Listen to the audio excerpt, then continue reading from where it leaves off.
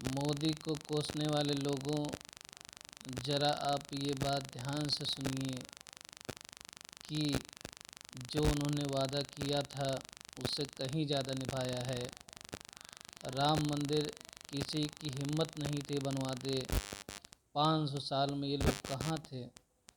और ये लोग कहते थे कि राम है ही नहीं। ये लोग कहते थे कि 370 हटेगा नहीं। ये लोग कहते थे कि पाकिस्तान से हमें डर लगता है। ये लोग कहते थे कि अपना भारत 11वें नंबर से कभी 5वें नंबर पर नहीं आ सकता है। आज अपना भारत ग्रोथ के मामले में 11वें नंबर से 5वें नंबर पर आ गया है और भारत की ग्रोथ लगातार हो रही है। भारत की इनकम लगातार बढ़ रही है और जो जाहिल लोग हैं, जिनको कुछ भी नहीं पता है, सिर्फ बहकावे में आ जाते हैं या इधर उधर की बातों में आ जाते हैं, जो डेटा पे नहीं जाते, जो चेक नहीं करते चीज़ें, वो सिर्फ उल्टी सीधी बातें करते हैं। आप किसी भी सेक्टर में उठा के देख लीजिए, किसी भी क्षेत्र में उठा के देख लीजिए, हर जगह उन्होंने काम किया। छोटे से छोटे तबके के लिए उन्होंने काम किया, हर जगह पे ध्यान दिया है। चाहे वो सड़कें हों, चाहे वो मकान, गरीबों के लिए मकान बनाना हो, चाहे एजुकेशन सुधारने की बात हो, या मिलिट्री के लिए उनके लिए ड्रेस तैयार करवाना, या उनके लिए हथियार तैयार करवाना, या टेक्नोलॉजी के सेक्टर में मेड इन इंडिया को बनाना। अब मोबाइल आप ख़रीदते होंगे, देखिएगा क्या लिख के आता है, पहले क्या लिख के आता था। उन्होंने हर क्षेत्र में काम किया, छोटे से छोटे क्षेत्र में काम किया है।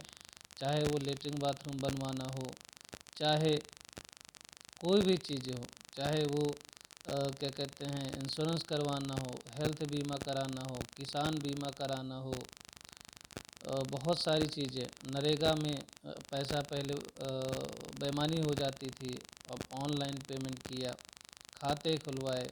चाहे वो नेट रिचार्ज हो, नेट डेटा पहले बहुत महंगा हुआ करता था, अब बहुत ही सस्ता है। अब किसी भी सेक्टर में आप ध्यान देंगे तो सारी चीज़ें बहुत सस्ती हुई है। पहले हम लोग बैंकों में लाइन लगाते रहते थे, 4-4 दिन 2-2 दिन में काम होता था। आज सब अंगूठे पे फट से काम हो जाता है। पहले हम लोग गैस के लिए भी लाइन लगाते थे, छुट्टी लेके जाते थे तब जाके गैस मिलता था। आज एक फ़ोन पे गैस घर आ जाता है। तो बहुत सारी सुविधाएं मिली है, बहुत सारी फैसिलिटी मिली है। और जो लोग महंगाई का रोना रोते हैं, उनसे सिर्फ मैं एक चीज़ कहूँगा कि आपकी तनख्वाह 10 साल पहले कितनी थी और आज कितनी है। आपके ज़मीन का रेट 10 साल पहले कितना था और आज कितना है। आपके मकान का रेट 10 साल पहले कितना था और आज कितना है। आपने जो सोना ख़रीदा होगा 10 साल पहले, उसका रेट कितना था और आज कितना है, आप कितने में उसको बेचेंगे।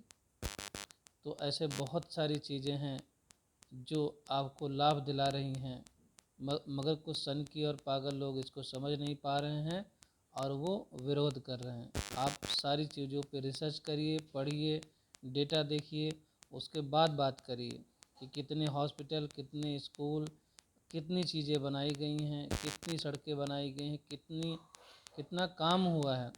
आप सर्च करिए, डेटा निकालिए, आपको सब पता चल जाएगा। फालतू किसी की बातों में मत आइए। धन्यवाद।